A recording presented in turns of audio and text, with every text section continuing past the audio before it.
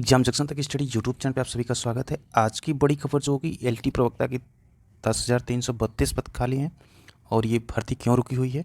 और साथ ही साथ उत्तर प्रदेश लोक सेवा आयोग द्वारा पीसीएस की लास्ट डेट कल तक जो दस्तक थी उसके बाद जो पदों की संख्या एक पद पे जो है 3,295 लोग जो फॉर्म अप्लाई किए हैं इसकी बात होगी।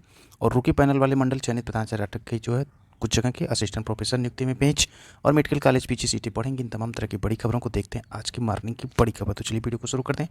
पहली बार अगर चैनल पर विजिट करें तो एग्जाम सेक्शन तक स्टडी यूट्यूब चैनल को सब्सक्राइब कर लें लेटेस्ट अपडेट और ऑथेंटिक इन्फॉर्मेशन प्राप्त करने के लिए बेल आइकन को जरूर प्रेस करें। चलिए वीडियो को शुरू करते हैं।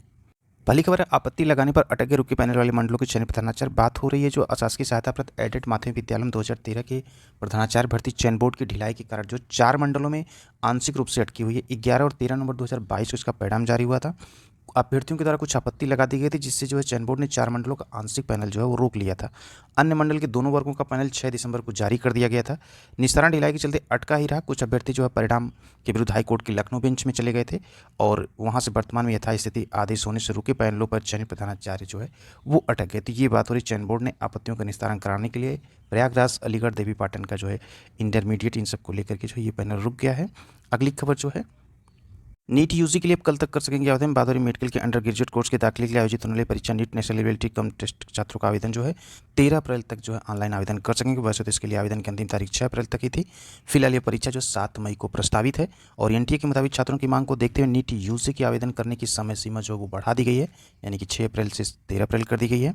कई अलग अलग वजह बताई थी। इसके तहत जो कोई भी छात्र अभी 11 से 13 अप्रैल तक रात्रि 11:30 बजे तक जो है आवेदन कर सकेगा और फीस जो है वो 13 अप्रैल को रात्रि 12 बजे के पहले तक भर सकेगा।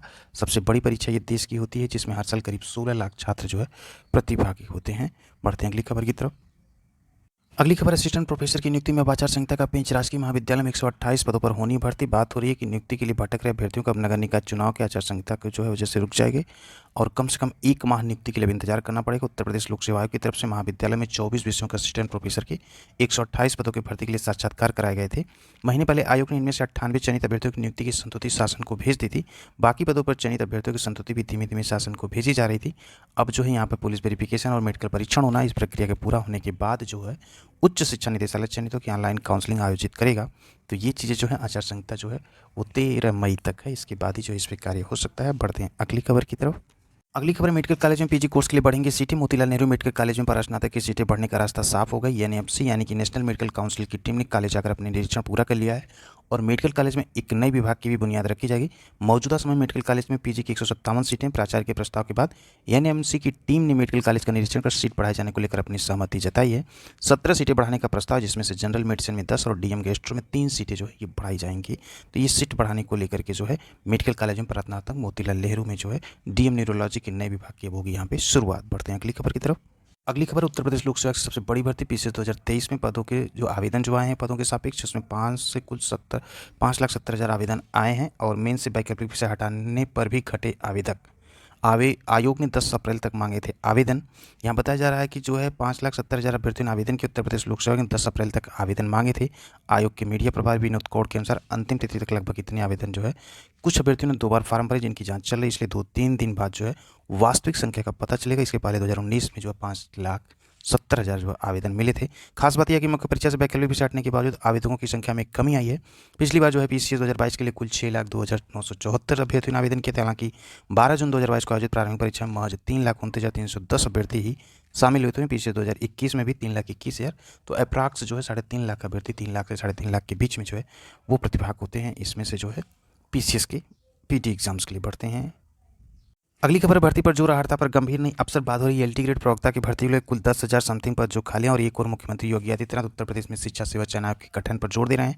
वहीं दूसरी ओर शिक्षा विभाग के अधिकारी हड़ताल को लेकर गंभीर नहीं। इसी का नतीजा है कि ये दोनों भर्तियां जो है अधियाचन मिलने के बावजूद उत्तर प्रदेश लोक सेवा आयोग भर्ती को शुरू नहीं कर पा रहा है और यहाँ पे अवशेष सूची जारी करने को 7वें दिन भी अनशन जो है राजकीय विद्यालय में जो सहायक अध्यापक एलटी ग्रेड के 2018 के शेष बचे जो 8 विषयों के अवशेष शेषता सूची जारी करने की मांग को लेकर छात्रों ने मंगलवार को 7वें दिन जो है उत्तर प्रदेश लोक सेवा पर अनशन जारी रखा है। तो इसको लेकर के अभी भी कोई स्थिति स्पष्ट नहीं है, इसलिए जैसे ही कुछ स्पष्ट होगा वो अपडेट आपको दे दिया जाएगा। बाकी प्रवक्ता एलटी में 10,332 जो पद खाली हैं इसको लेकर के जो एलटी ग्रेड की स्वीकृति 19,300 पदों में से 6,365 और प्रवक्ता की 9,463 स्वीकृति पदों से 3,957 पद खाली हैं।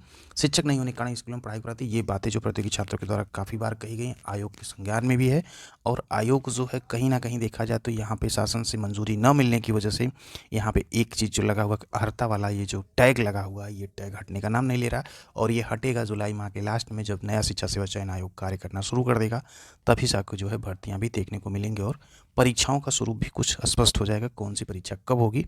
अभी फिलहाल जो जानकारी है कि वो नई शिक्षा सेवा चयन आयोग सबसे बड़ी भर्ती जो टीईटी की होगी और उससे अच्छे खासे अभ्यर्थी जो है उसमें भाग लेते हैं, तो सबसे पहले वही शुरू होगा।